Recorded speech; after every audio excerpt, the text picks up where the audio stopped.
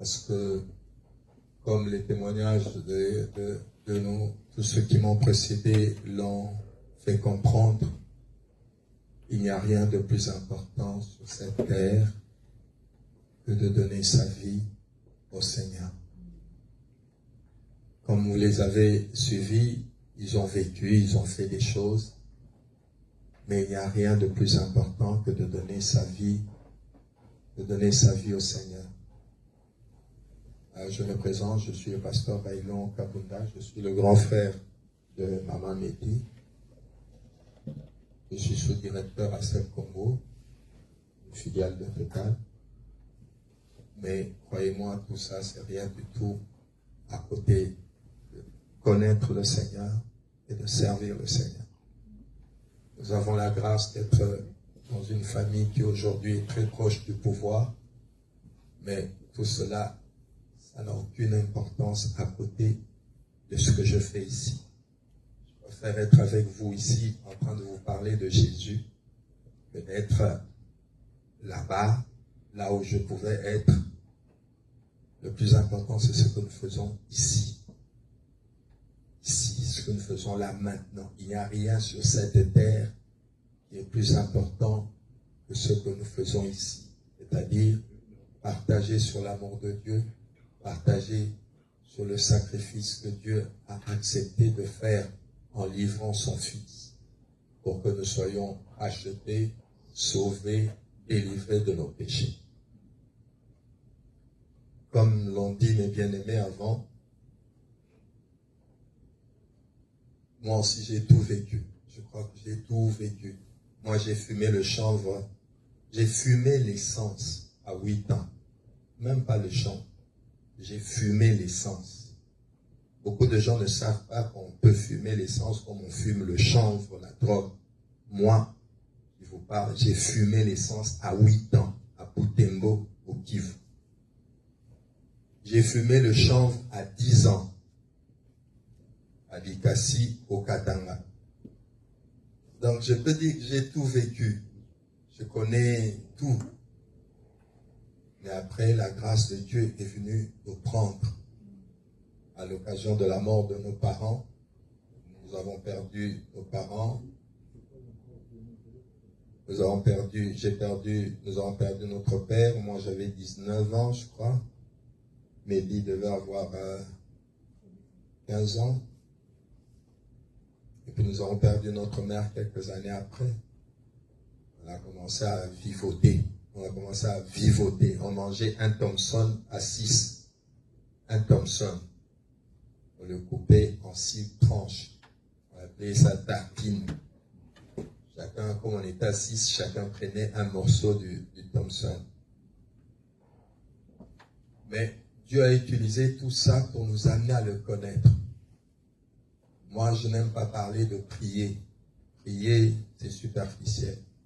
Je n'aime même plus parler d'être chrétien. Être chrétien, c'est superficiel.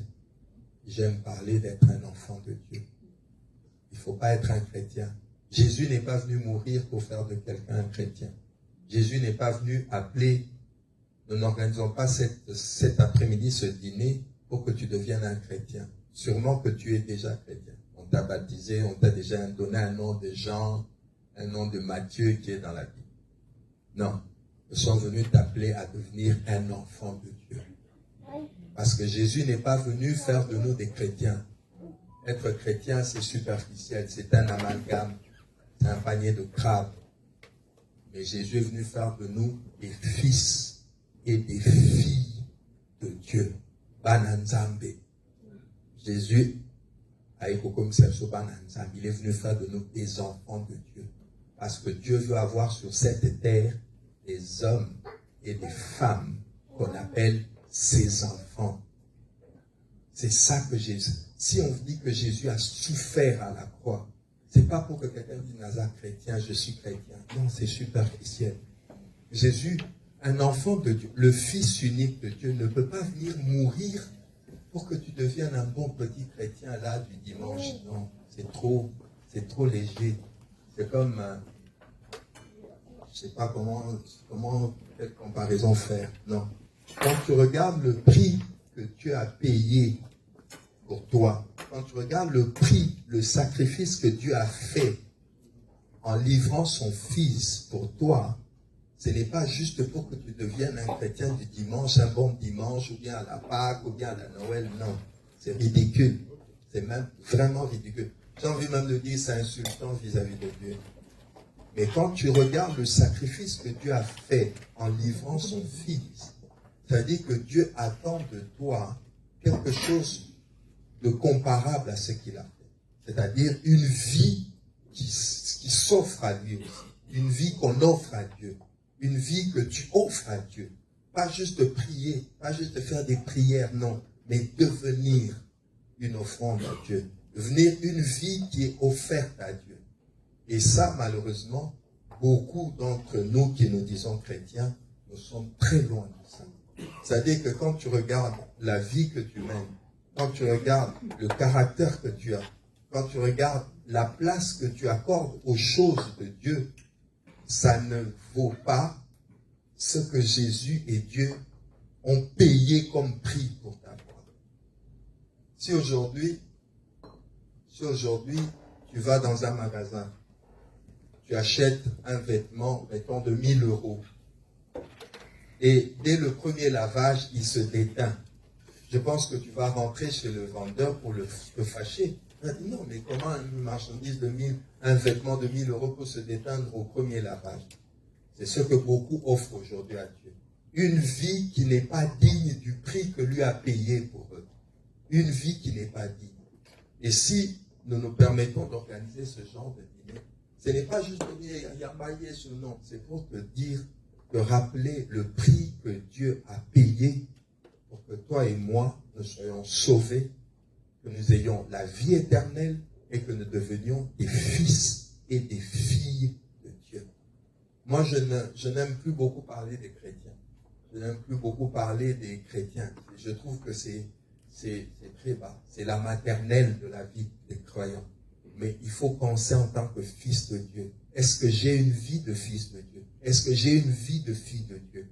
Pas seulement quand je viens à l'église, mais là où je travaille, là où j'étudie, les gens qui me fréquentent, en me fréquentant, est-ce qu'ils se disent qu'ils fréquentent un enfant de Dieu? Est-ce que j'incarne sur cette terre celui ou celle qu'on peut appeler le fils ou la fille de Dieu?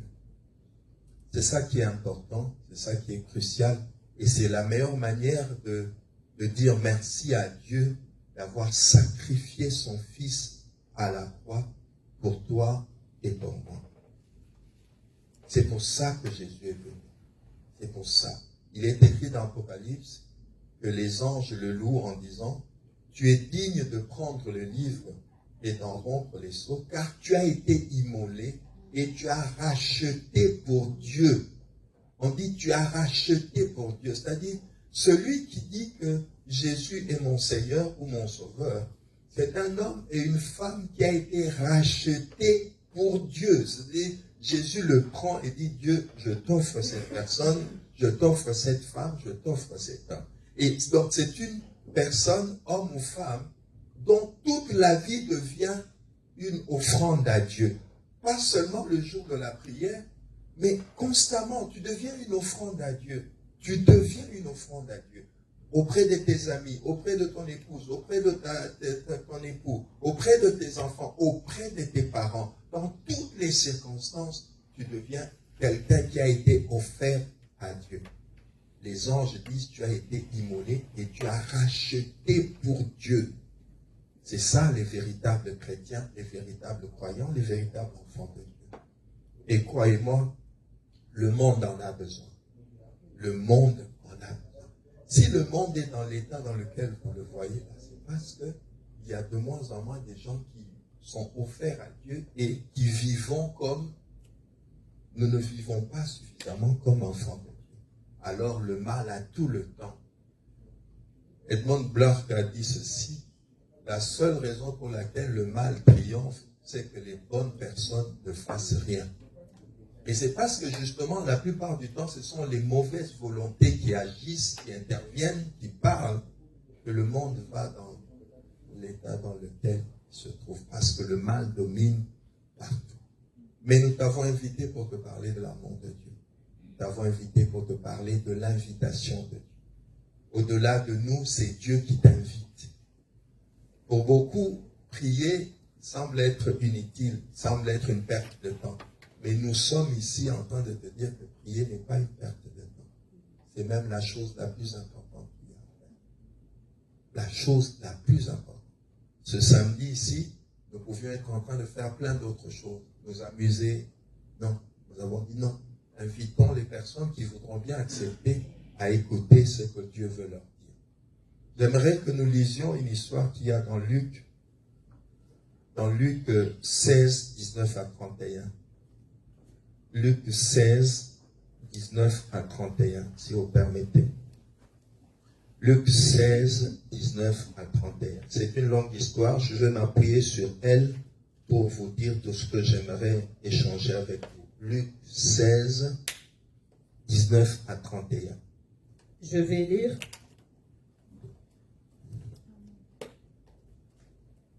Il y avait un homme riche qui était vêtu de pourpre et de fin lin et qui chaque jour menait joyeuse et brillante vie. Un pauvre nommé Lazare était couché à sa porte, couvert d'ulcères, et désireux de se rassasier des miettes qui tombaient de la table du riche. Et même les chiens venaient encore lécher ses ulcères. Le pauvre mourut et il fut porté par les anges dans le sein d'Abraham. Le riche mourut aussi et il fut enseveli. Dans le séjour des morts, il leva les yeux et tandis qu'il était en proie au tourment, il vit de loin Abraham et Lazare dans son sein. Il s'écria, « Père Abraham, aie pitié de moi et envoie Lazare pour qu'il trempe le bout de son doigt dans l'eau et me rafraîchisse la langue, car je souffre cruellement dans cette flamme. » Abraham répondit, « Mon enfant, souviens-toi que tu as reçu tes biens pendant ta vie et que Lazare a eu les maux pendant la sienne. Maintenant, il est ici consolé et toi tu souffres. D'ailleurs, il y a entre nous et vous un grand abîme, afin que ceux qui voudraient passer d'ici vers vous ou de là vers nous ne puissent le faire. » Le riche dit, « Je te prie donc, Père Abraham, d'envoyer Lazare dans la maison de mon père, car j'ai 5 frères. C'est pour qu'il leur atteste ces choses, qu'ils ne viennent pas aussi dans ce lieu de tourment. » Abraham répondit, « Ils ont Moïse et les prophètes, qu'ils les écoutent. » Amen. Amen. Ceux qui sont habitués à l'église, ils ont déjà entendu cette histoire du riche homme et du pauvre Lazare. Donc il y avait un riche homme qui avait beaucoup d'argent, qui menait une très belle vie sur la terre. Et il y avait un pauvre Lazare qui avait des ulcères, qui était tout le temps malade et qui restait à la porte de la maison du riche. Et les chiens du riche allaient lécher les plaies du pauvre Lazare. Et la Bible dit que tous les deux sont morts parce qu'effectivement, nous mourrons tous. S'il y a un rendez-vous que tu peux être sûr que tu ne rateras jamais, c'est le rendez-vous de la mort. Nous mourrons tous un jour. Et comme a dit Aristide, la question c'est de se dire, où est-ce que je vais aller ensuite? Alors, le riche a vécu comme un pacha, il a vécu dans l'opulence et puis il est mort. Et les pauvres aussi, il est mort. Maintenant, le riche est allé en enfer. Et le pauvre est allé dans le sein d'Abraham, c'est-à-dire au paradis. Maintenant, quand le riche s'est retrouvé dans l'enfer, tellement il faisait chaud, il a vu de l'autre côté, dans le paradis, le sein d'Abraham, il a vu le pauvre Lazare. Et il a commencé à dire à Abraham, « Père Abraham, est-ce que tu peux demander à Lazare de tremper ne fût-ce que son doigt dans l'eau et de venir pour me désaltérer parce que je brûle, il fait chaud ici, c'est insupportable. » Et Abraham lui dit, « Mon fils, il y a un fossé entre nous et vous tel que personne de chez vous ne peut venir ici et personne de chez nous ne peut aller chez vous. » La première partie de mon exhortation, c'est quoi? Aujourd'hui sur la terre, tu peux changer de camp. Amen. Aujourd'hui, pendant qu'on est sur la terre, tu peux changer de camp. C'est-à-dire que tu pouvais vivre dans le péché, tu pouvais vivre dans la poisson, dans l'impudicité, dans le mensonge, dans le vol. Mais tu peux changer de camp et aller chez les enfants de Dieu, là où il y a la paix, la sérénité. Peut-être des souffrances, c'est vrai, mais il y a la paix de l'esprit, la paix de la conscience, la tranquillité de l'esprit. Maintenant, pendant que nous sommes sur la terre, je peux changer de camp. Tu peux changer de camp. Tu pouvais être dans le mal, tu pouvais être dans l'enfer, dans la vie qui mène à l'enfer, mais tu peux décider de changer de camp. Sur la terre, on ne peut pas te l'interdire. Tant qu'on est sur la terre, tant que nous dormons et nous nous réveillons sur la terre, changer de camp est possible. Je peux quitter la vie de péché, je peux quitter la vie de séparation d'avec Dieu. Une vie où tu es révolté contre Dieu, tu es révolté, tu fais tout ce que tu veux, tu peux changer de camp et venir dans le camp des enfants de Dieu. Mais de l'autre côté, ce n'est plus possible. Abraham dit aux riches, ici, pas moyen de changer de camp. Il y a un fossé tel que tu ne peux pas quitter là-bas et venir ici, ni nous quitter ici, venir. Donc, même si je le voulais, je ne peux pas faire, Lazare ne pourra pas venir te désaltérer parce qu'ici, ce n'est pas possible. Je répète, la première leçon, c'est celle-là. Tant que nous vivons sur la terre, tout le mal que nous avions fait ou que nous faisons peut être jeté, peut être oublié, peut être pardonné. Pendant que je suis sur cette terre, je peux dire, Dieu, pardonne-moi, j'ai tué, j'ai avorté, j'ai volé, j'ai menti, j'ai fait la débauche, j'ai fait ceci. Pendant que nous sommes sur la terre, tu peux changer de camp. La terre est un lieu où le changement de camp est possible. Mais quand on va mourir, c'est en étant mort que le riche a voulu qu'il y ait quand même un contact. Et Abraham lui a dit, ici ce n'est pas possible mon frère. Il y a un fossé tel qu'on ne peut pas quitter et venir chez toi, ni toi venir ici. Ici c'est trop tard. Il n'y a pas de pont ici. Les ponts sont sur la terre. Le pont est sur la terre. Aujourd'hui, il y a un pont entre le mal et le bien. Il y a un pont aujourd'hui sur la terre. On peut changer de camp sur la terre. On peut quitter une vie où on est esclave du mal, esclave du péché, où on est esclave dans ses pensées, de la pornographie, du mal dans toutes ses formes. Aujourd'hui, on peut changer de camp. Mais dans l'autre monde, Abraham lui dit, il y a un fossé, tu ne peux pas changer de camp. La deuxième leçon que je voudrais te dire, toi qui es ici ce matin, cet après-midi, tu peux refuser de prier aujourd'hui sur la terre, mais tu prieras un jour. Tôt ou tard, tu prieras. C'est-à-dire que les gens qui vous disent, ah, moi je suis athée, je ne crois pas en Dieu, c'est de la blague. Un jour, il priera, mais ça sera trop tard. Parce que Lazare, le riche homme ne priait pas sur la terre. Sur la terre, c'est l'argent. Sur la terre, c'est les Rolls. Sur la terre, c'est le luxe. Sur la terre, c'est les biens de la terre. Il ne voyait pas pourquoi prier. Mais quand il est mort, il a prié. Parce que quand il dit, Père Lazare, dis à Père Abraham, dis à Lazare de mettre même ne fût-ce qu'un doigt dans l'eau et venir me désaltérer. C'était une prière. Mais il est allé faire la prière là où on ne prie plus. Il est allé prier là où on ne prie plus.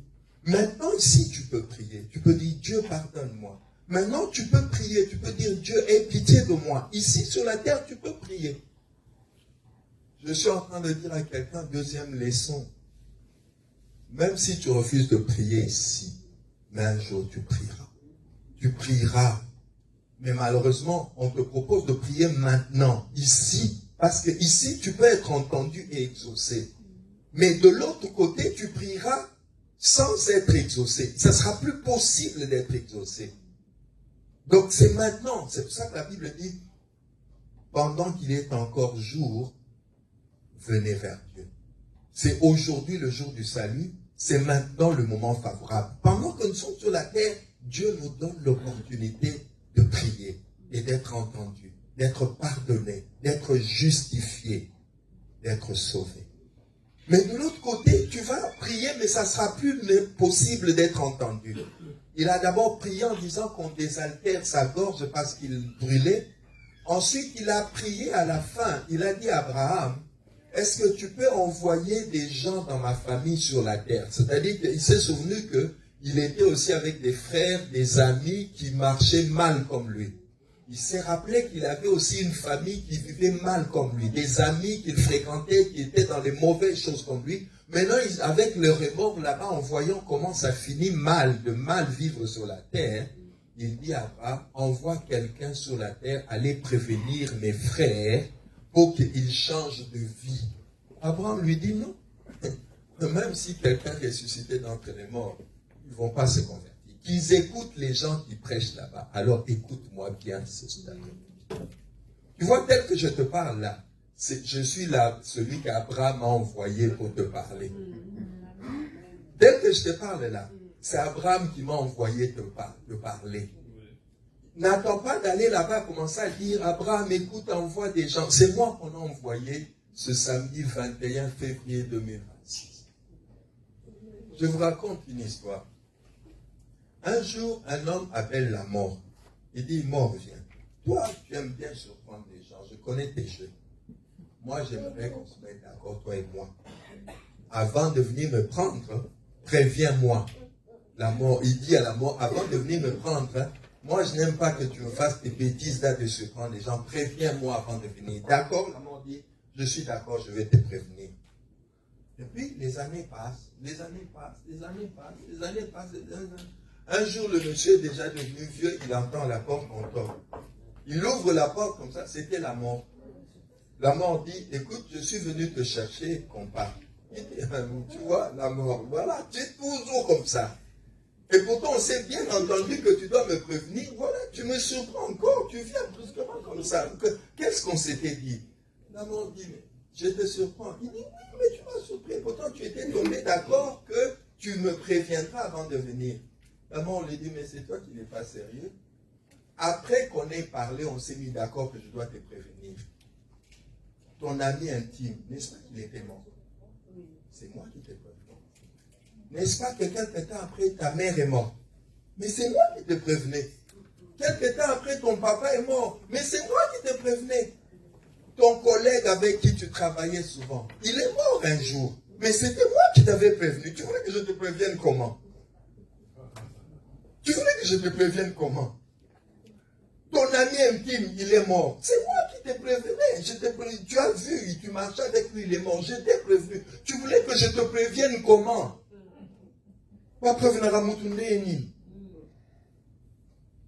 Je te préviens, ne dis pas que je suis venu à l'improviste. Tu es allé au deuil de ton collègue là, tu avais beaucoup pleuré. Tu as dit au Salinga Boypoanine. Mais c'est moi qui te prévenais. Tu voulais que je te prévienne comment? Nous mourrons tous. C'est ici que nous pouvons changer de camp. C'est ici et maintenant que nous pouvons changer de camp. Nous avons beaucoup de faiblesses. Nous avons beaucoup d'incapacités. Il y a beaucoup de choses que toi et moi, nous ne pouvons pas. Ce n'est pas parce que je suis pasteur que je te dirai je suis capable. Non, je suis autant incapable que toi. Mais il y a ce qu'on appelle la grâce de Dieu qui nous a été donnée par Jésus-Christ. Et c'est là que tout commence. C'est là que tout commence. La grâce de Dieu qui t'est offerte en Jésus-Christ. Les gens qui iront en enfer n'iront pas en enfer parce qu'ils auront péché. Les gens qui iront en enfer, ils iront en enfer parce qu'ils n'auront pas accepté Jésus-Christ. Il faut que tu comprennes très bien ce qui va se passer. Parce que la Bible dit, il n'y a pas de différence. Tous ont péché et sont privés de la grâce de Dieu, de la gloire de Dieu. C'est-à-dire que ce qui va faire entrer quelqu'un au paradis, ce n'est pas lui, c'est son attachement à Jésus. C'est le fait de dire, je te donne ma vie, dirige ma vie. Montre-moi le mal que je fais pour que je me répande. Montre-moi le bien que je fais pour que je m'encourage dans ce bien. Le salut est en Jésus-Christ. Et nous qui sommes sur la terre, la Bible dit, le monde entier est sous la puissance de Satan. Le monde entier. Le monde entier. Les gens pensent que le diable est seulement en Afrique, parce que les politiciens volent beaucoup. Non?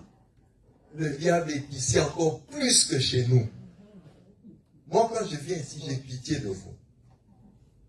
Quelqu'un me disait, mais vous, vraiment, vous priez parce que le diable agit beaucoup en Afrique. J'ai dit, mais le diable agit encore plus que chez vous, en Europe, que chez nous en Afrique. Parce que nous, au moins, on a les problèmes financiers et matériels, mais nous pouvons prier. Mais vous, vous n'avez même pas le temps de prier. Vous n'avez même pas le temps de lire la Bible. C'est pire. Nous, malgré tout ce que vous pouvez nous accuser là, oh, Banzele, Toboka, Banzele, Koufa, même pour les transports, nous prions. Même pour l'électricité. Vous voyez comme vous êtes ici. Si c'était nous en Afrique, on allait jeûner pour que Corée était. Et tout ça, ça nous aide à nous approcher de Dieu. Vous voyez, même des choses pour lesquelles vous ne priez plus, nous prions et ça nous approche de Dieu. Ça peut vous faire rire, mais c'est comme ça. Les choses pour lesquelles vous ne priez plus, nous prions pour ça. Et ça nous approche de Dieu. Alors finalement, je dis, c'est une bonne chose pour nous parce que tout concourt bien de ce qui est. Le monde entier est sous la puissance de Satan. Le monde est comme une prison à ciel ouvert. Les gens croient qu'ils sont libres, mais il n'y a plus de liberté. Nous sommes esclaves, On n'a plus le temps de Dieu. On n'a plus le temps de chercher Dieu. On n'a plus le temps de trouver Dieu. Tout le temps est passé dans des choses complètement matérielles. On est devenu matérialiste. Tout notre temps est consommé dans des choses d'ici-bas, comme le riche. Et c'est là-bas qu'il va maintenant penser à prier. C'est devant Dieu maintenant qu'il va penser à vouloir prier. Il pourra prier, mais ça sera trop tard. C'est ici, c'est maintenant le jour favorable. C'est maintenant sur la terre le temps favorable. C'est tellement sur la terre que le temps est favorable que même Dieu, pour nous sauver, a dû venir sur la terre.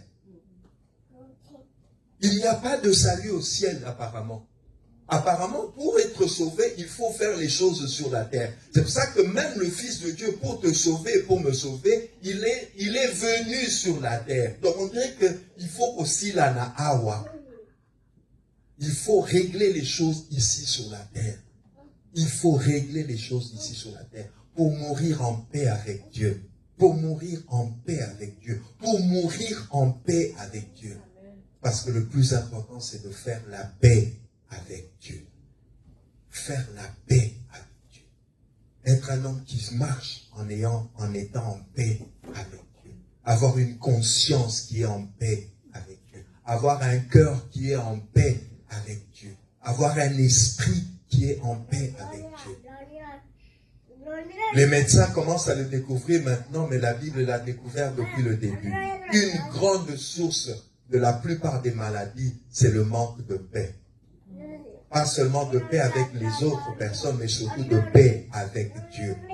Parce que quand l'esprit n'est pas en paix, quand le cœur n'est pas en paix, quand l'âme n'est pas en paix, il est facile de tomber malade. Alors les médecins, pour se donner de l'importance, ils disent psychosomatique. Là, ils soument. Parce que c'est souvent le péché qui fait voler la paix, qui nous vole la paix. Alors on dit psychosomatique, on sort des termes compliqués, mais il faut chercher la paix avec Dieu. Et cette paix, nous l'avons avec Jésus, le prince de la paix. C'est pour ça dans Jean 3, verset 16, la Bible dit, Dieu a tant aimé. Moi, quand je lis ce verset, je n'aime pas dire le monde, j'aime toujours mettre mon nom. Dieu a tant aimé Christelle, Dieu a tant aimé Fabien, Dieu a tant aimé. Il faut toujours lire ce passage en mettant ton nom. Dieu a tant aimé Geneviève qu'il a donné son Fils unique afin que Aristide ne périsse pas. Il ne faut pas dire Dieu a tant aimé le monde parce que dans le monde ici, beaucoup vont périr. Ils vont aller en enfer. Donc il ne faut pas laisser ce verset-là avec monde. Il faut mettre ton nom. Dieu a tant aimé ma vie qu'il a donné son Fils unique afin que ma vie, croyant en lui, ne périsse point, mais que je reçoive la vie éternelle. Car Dieu n'a pas envoyé son Fils pour juger le monde, ni condamner le monde, mais pour sauver le monde. Pour sauver le monde. Il y a une force qui est en train d'agir sur la terre pour nous perdre tous. Donc, ce n'est pas un problème de titre pasteur, non, c'est juste perdre les hommes. Et il n'y a qu'un seul qui peut nous délivrer de cette force, c'est Jésus. Acte 4, verset 12 nous dit, car il n'y a de salut en aucun autre, car il n'y a sous le ciel aucun autre nom qui nous a été donné par lequel nous devons être sauvés. Il n'y a de salut aucun. Et c'est maintenant qu'il faut saisir le salut. Cette histoire du riche homme et du pauvre Lazare nous enseigne que tôt ou tard, tu vas prier. Il y a Romain, même si tu ne pries pas ici, là-bas tu prieras. Tu vas prier tôt ou tard. Je dis à chacun de nous aussi, même si tu refuses de prier, vos histoires de prière, là, vos histoires de prière, ce jour-là, là-bas, ça sera ton histoire de prière. Ça ne sera plus notre histoire. Là-bas, ça sera ton histoire de prière. Tu vas commencer à dire, oh Dieu, si je savais, si je savais. Non. Ici, tu sais maintenant. Maintenant, tu sais. Aujourd'hui, tu sais. Même si tu refuses de prier aujourd'hui, demain, mais là-bas, tu prieras. Tôt ou tard, chacun de nous va prier. Mais mieux vaut que ça soit le plus tôt possible. C'est-à-dire maintenant. Il n'y a de salut aucun autre. Nous sommes venus te parler de l'amour que Dieu t'offre à travers Jésus. Nous sommes venus te parler de cet amour. Il y a un amour extraordinaire que Dieu nous offre par son Fils. Un amour extraordinaire. Dieu pouvait demander que chacun de nous soit crucifié. Il a dit non. Toi, tu vas être crucifié pour eux tous. La Bible dit, il l'a fait une fois pour toutes. C'est-à-dire, une fois pour chacun de nous ici. Une fois pour toutes les fois, c'était nécessaire. C'est-à-dire que la terre aurait dû contenir autant de croix qu'il y a des hommes et des femmes sur la terre. Mais Dieu a préféré le mettre sur le compte de Jésus. Dieu a fait retomber sur lui l'iniquité de nous tous. Maintenant, il te demande juste de lui donner ton cœur. De lui donner, de lui dire, je suis d'accord avec toi, que je suis pécheur, je suis méchant, je suis orgueilleux, je vis dans le mal, et par moi-même, je ne pourrai pas m'en sortir. S'il te plaît, je te tends la main. Il y a cette histoire où Jésus marchait sur l'eau, et puis Pierre l'a vu. Jésus était là sur l'eau. Le fait que Jésus marchait sur l'eau, ça montre son pouvoir surnaturel, sa capacité à vaincre ce que nous ne pouvons pas vaincre. Les lois de la pesanteur, toutes les lois qui nous dominent, qui font que nous tombons, nous sommes incapables. Il nous montre par là que moi, je peux vaincre ces lois. Et alors Pierre, en le regardant, il dit, Seigneur, si c'est toi, permets et ordonne que je vienne aussi sur l'eau avec toi. Jésus lui dit, viens. C'est-à-dire que Jésus veut t'accepter dans sa dimension. Jésus veut accepter chacun de nous dans sa capacité à lui, à vaincre les lois. Toutes les lois que toi, tu ne parviens pas à vaincre là. Toutes les lois qui imposent contre la maladie, qui imposent c'est des lois qui imposent le péché dans le corps de l'homme. Et Jésus, en marchant sur l'eau et en disant à Pierre, viens, il veut dire à chacun de nous, viens dans ma sphère, viens dans mon atmosphère, viens dans mon royaume et tu vas participer à ma capacité à vaincre. Il lui a dit, viens. Et Pierre est sorti. Et pendant que Pierre sortait, il a commencé à douter, il a commencé à s'enfoncer. La loi a repris le dessus sur Pierre parce qu'il a cessé de fixer son regard et de croire. Encore une fois, Jésus lui a tendu la main parce que Pierre a dit, Seigneur, sauve-moi. Jésus lui a tendu la main, l'a tiré de l'eau, et tous les deux ont marché sur l'eau, ils sont rentrés dans le bain. Et Jésus lui avait dit entre-temps, pourquoi tu doutais, homme de peu de foi. Cet après-midi, Jésus te tend la main. Il peut aussi te faire sortir de tout ce que tu ne parviens pas. Tu es peut-être noyé dans le péché, dans la boisson, dans l'alcool, dans la cigarette, peut-être même dans la maladie. Jésus sauve de tout. Il est sauveur. Il est Seigneur et Sauveur. Peut-être tu te noies dans des choses, tu te noies dans le désespoir. Peut-être tu ne vois pas par où tu peux t'en sortir. Jésus te tend la main. Il te tend la main et il peut te faire sortir de là. Il n'y a pas que ce que nous voyons. Il y a un combat invisible qui se passe. Et dans ce combat-là, seul Jésus peut t'en faire sortir. Seul Jésus peut t'en faire sortir. Il n'y a pas que le monde matériel. J'ai été amené un jour à expérimenter l'existence du monde spirituel d'une manière incroyable. Nous avions une sœur, que Mehdi connaît d'ailleurs, qui était entrée dans le coma parce qu'on voulait la sacrifier. Et nous sommes allés avec mon ami, le pasteur Amos Mbayo, et un de nos frères que nous encadrions. Nous sommes allés dans une maison à quelques mètres de l'hôpital. Et j'ai demandé que nous puissions prier pour cette sœur-là. Et pendant que nous avions commencé à prier, j'avais laissé le frère conduire la prière. Quand il a commencé à prier, conduire la prière, moi j'ai vu, Dieu a permis que je voie, comme dans une salle de cinéma, comment les démons étaient autour du lit de la fille, en train de l'envoûter pour qu'elle meure. Et j'ai arraché la prière, la conduite de la prière au frère. Il a été surpris. J'ai dit tout d'un coup, nous allons prier parce que je vois des démons qui entourent la sœur en train de l'envoûter pour qu'elle meure. Et pendant qu'on priait, je voyais comment les démons étaient jetés par des mains invisibles. Je ne voyais pas les mains, je voyais juste les démons portés par des mains invisibles, jetés contre les murs s'ouvraient, les murs se refermaient quand les démons sortent. Et j'ai vu après des anges descendre, chasser les démons. J'ai vu ensuite qu'il y avait un démon qui était resté sur le lit de l'hôpital parce que la sœur, entre-temps, elle ne sortait pas du coma. J'ai vu comme si des mains invisibles poussaient le lit et il y avait un démon caché. J'ai dit, prions parce qu'il y a un démon qui était resté sur le lit en train d'envoûter la sœur. Pendant qu'on priait au nom de Jésus, le sol s'est ouvert, le démon s'est engouffré et le sol se referme. Et au moment où le dernier démon entrait dans le sol se renfermait, la sœur sortait du coma. Je leur ai dit, remercions Dieu parce que la sœur est sortie du coma. Alors qu'on disait, merci Seigneur parce que tu as délivré notre sœur, une sœur que nous avions envoyée visiter la famille et revenir nous donner des nouvelles, entre pour nous dire, elle est sortie du coma. Exactement comme je voyais. Et ce jour-là, j'ai compris que plus que jamais, j'ai réalisé combien le monde spirituel existe.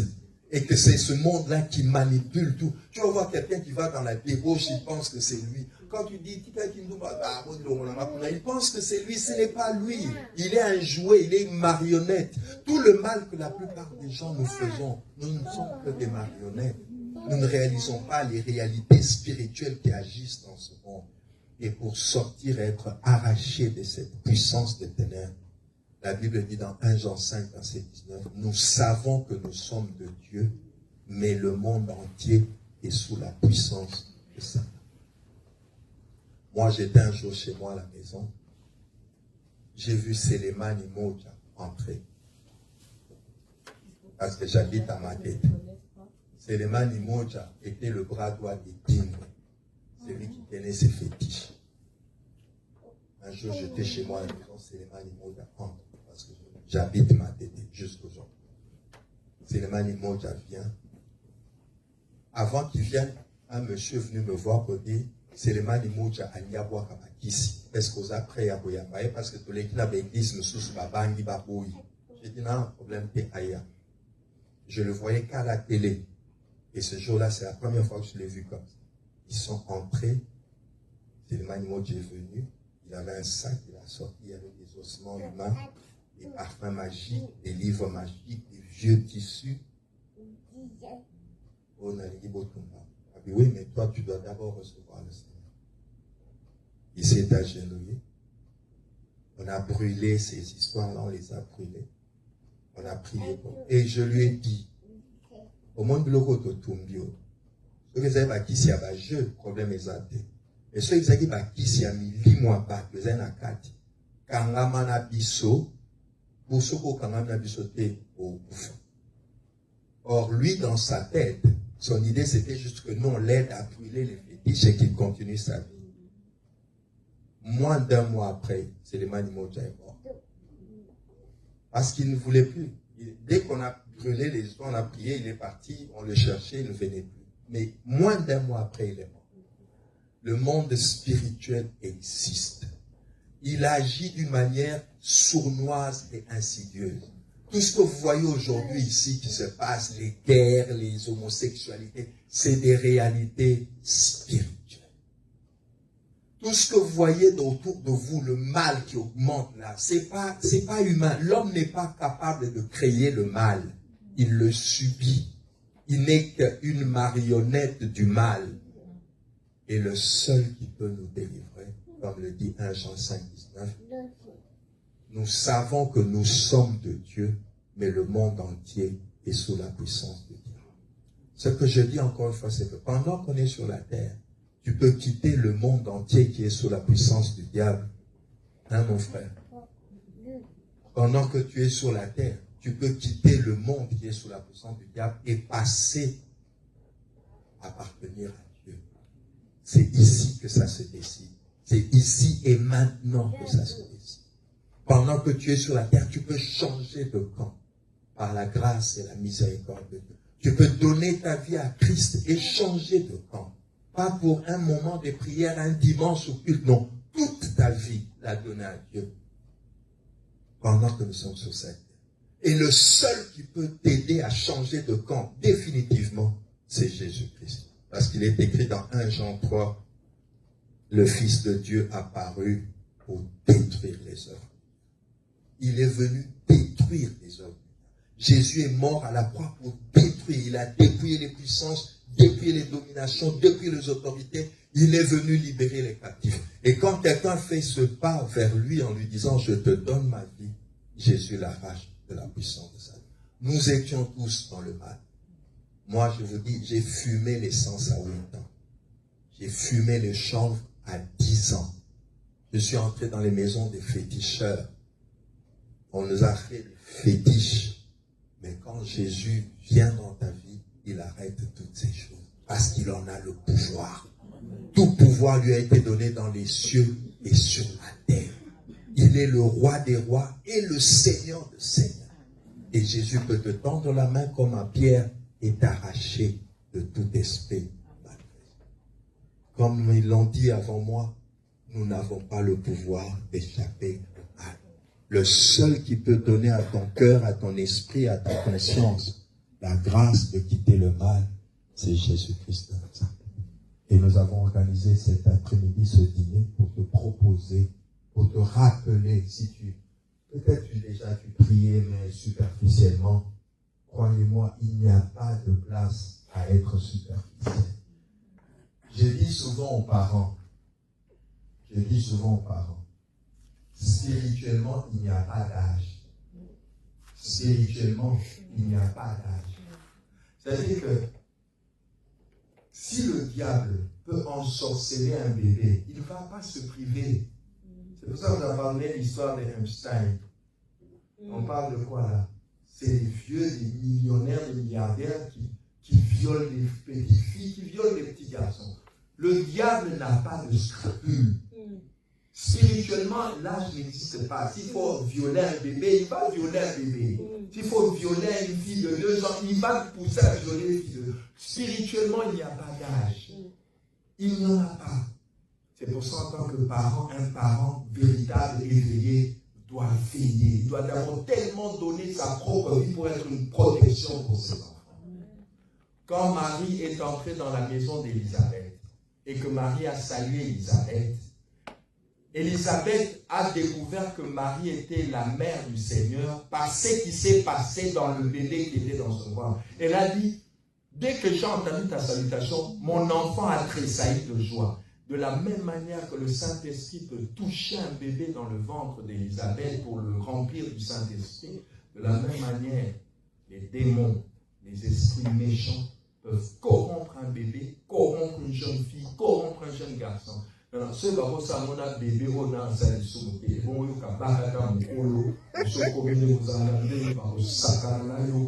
imagine un bébé qui est dans le ventre de sa mère qui n'a pas encore commencé à commettre l'impudicité ni la débauche. Un démon peut l'envoûter, en faire une sorcière ou un sorcier. Maintenant, imagine-toi qui a déjà commencé à pécher, à mentir, à tromper. Imagine toutes les portes que tu ouvres dans ta vie qui peuvent permettre aux démons de manipuler et de jouer avec ta vie. Crois au Seigneur Jésus, tu seras sauvé. Il y a le salut en aucun autre, car il n'y a sous le ciel aucun autre nom qui nous a été donné. C'est pour ça que nous avons organisé ce dîner, pour partager avec toi encore sur l'amour de Dieu, pour partager avec toi sur cet homme qui s'est livré pour proposer à chacun de nous le chemin du salut. Amen. Amen. Que Dieu vous bénisse. Je vais laisser la récite. Que Dieu vous bénisse. Oui, merci. Je veux savoir ceci. Vous avez dit le mal, le diable. Dans le monde où je vis là, on connaît les sorciers. Celui-là, il est sorcier. Mais c'est un diable.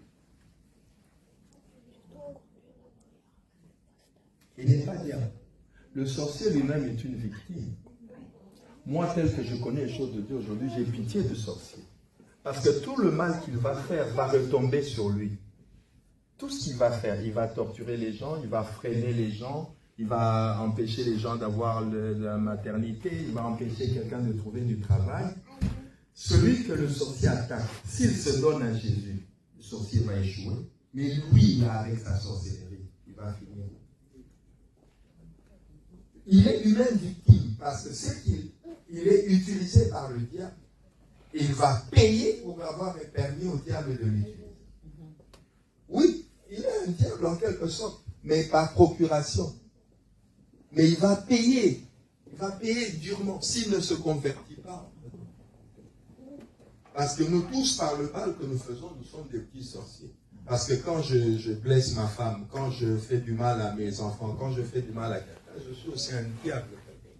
C'est pour ça que Jésus, un jour, il avait dit à Pierre, arrière de moi, Satan. Parce que quand tu permets au diable de passer par toi pour dire ou faire quelque chose, par procuration, tu deviens un diable. Mais tu vas payer pour le mal que tu fais. Si tu ne te repens pas et tu ne te convertis pas en tout cas. Mais le mal n'est pas issu de l'homme, non. L'homme n'a pas créé le mal, non, non. Il y a des êtres qui viennent, de la même manière qu'il y a des êtres qui viennent pour nous inspirer au bien, il y a des êtres qui viennent nous inspirer au mal. Je voudrais encore une fois aussi dire quelque chose de très important, je pense. Dans l'échelle alimentaire, l'homme n'est pas le plus haut dans l'échelle alimentaire. L'homme lui-même aussi est un aliment pour des réalités spirituelles.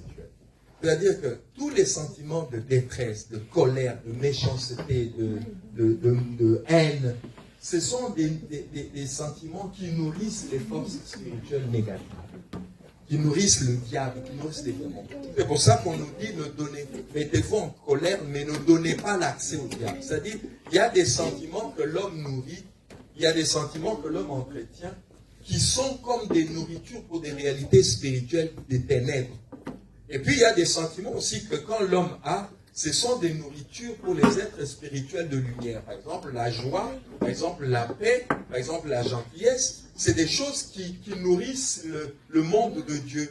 C'est pour ça que Dieu aime la joie et vous dit, réjouissez-vous toujours, réjouissez-vous. Parce que la joie est l'atmosphère de la lumière, de l'atmosphère de Dieu. C'est pour ça que la Bible dit, heureux ceux qui procurent la paix, ils seront appelés fils de Dieu. Donc, il y a dans l'être humain, il y a des sentiments qui nourrissent soit le monde du mal, soit le monde du bien. C'est pour ça que les agents de Satan sur la terre, ils aiment provoquer le mal. Ils aiment être derrière les guerres. Parce que les guerres, en provoquant toutes ces destructions, toutes ces tueries, produisent une telle énergie négative qu'elles permettent aux puissances des ténèbres maléfiques, sataniques, de régner encore plus sur la terre. C'est pour ça que les psychopathes, les sociopathes, tous ceux qui sont facilement utilisés par le diable sont poussés à faire du mal. Et même dans les familles, même dans les sociétés, vous allez voir un psychopathe qui sera là pour torturer les autres, mettre les autres mal à l'aise. Parce que quand il te met mal à l'aise, il te pousse à produire des sentiments négatifs que le malin va profiter. C'est pour ça que la Bible dit, ne donnez pas l'accès au diable, ne vous attristez pas, ne murmurez pas. Vous allez voir dans la Bible, souvent Dieu était très dur avec les gens qui murmuraient. Parce que les murmures, les plaintes, les lamentations sont des sentiments qui attisent la puissance démoniaque satanique. Tandis que la paix, la gentillesse, le pardon, l'amour, ce sont des sentiments qui privent Satan de sa force et voilà pourquoi on va dire aux enfants de Dieu, même dans les souffrances, rends grâce à Dieu, loue le Seigneur, bénis Dieu, parce que tu prives Satan de la force. Et en allant plus loin, tu vas voir que quand tu passes une journée maussade, triste, après, tout passi, estomac, des douleurs, tu as ouvert la porte aux forces. Mais l'homme ne produit pas de mal. Il est manipulé pour produire le mal. Il est manipulé pour nourrir le mal. De la même manière que le Saint-Esprit, la parole de Dieu et Jésus veulent nous pousser à produire le bien.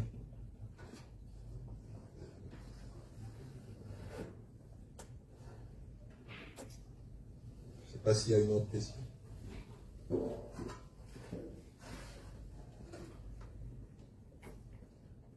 Bonzambe bongina yo moyenge pene. Zoankembo tabo mwana. Tamango yo bongo la kina no vinote. Tamango yo sekwisa kilazarete. Soki beo sale linga bika mwai. Atoboyi na loba mote mezoboya. Soki na lobi na boma mote mamoto. Suka suka na tatola pona zwa kimia. Papa Aristide, s'il n'y a pas de questions, je te passe le micro. Que Dieu vous bénisse, que Dieu soit avec vous. Amen. Est-ce qu'il y a-t-il quelqu'un qui est béni? Est-ce qu'il y a-t-il quelqu'un qui est béni? Alors si tu es béni, acclame encore pour le Seigneur. Tu n'acclames pas le pasteur, acclame pour le Seigneur.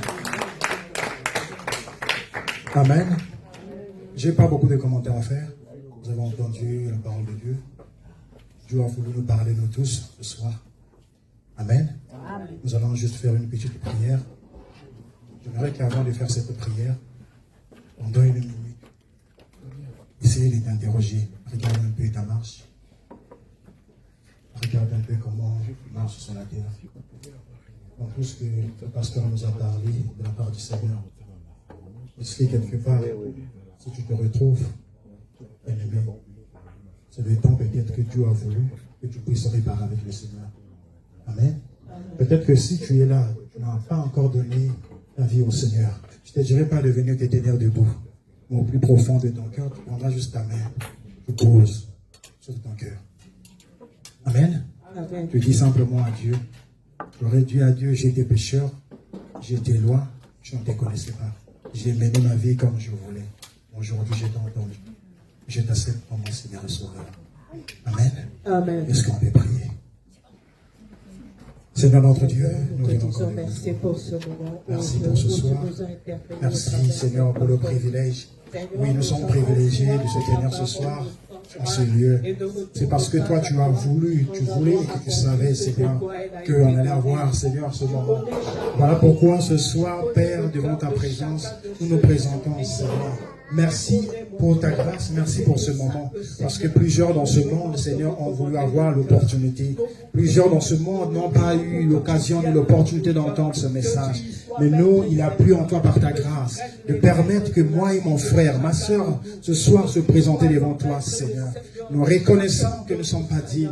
Nous reconnaissons d'autres fois, nous avons mené notre vie comme nous voulons. Nous reconnaissons, Seigneur, Père, d'autres fois, Seigneur, nous avons suivi les passions de ce monde, les choses de ce monde qui n'a point de valeur. Seigneur, parfois dans la souffrance, nous avons dû suivre le chemin, Père, qui ne te glorifie pas. À cause parfois des situations de ce monde, des avantages terrestres, Seigneur, nous nous sommes donnés à des choses qui ne te glorifient pas. Mais à cet instant présent, Seigneur, nous avons pris conscience. À cet instant présent, moi et mon frère, nous nous sommes présentés devant toi. Non pas devant le pasteur, mais devant toi. Parce que nous reconnaissons sans toi, nous ne sommes rien.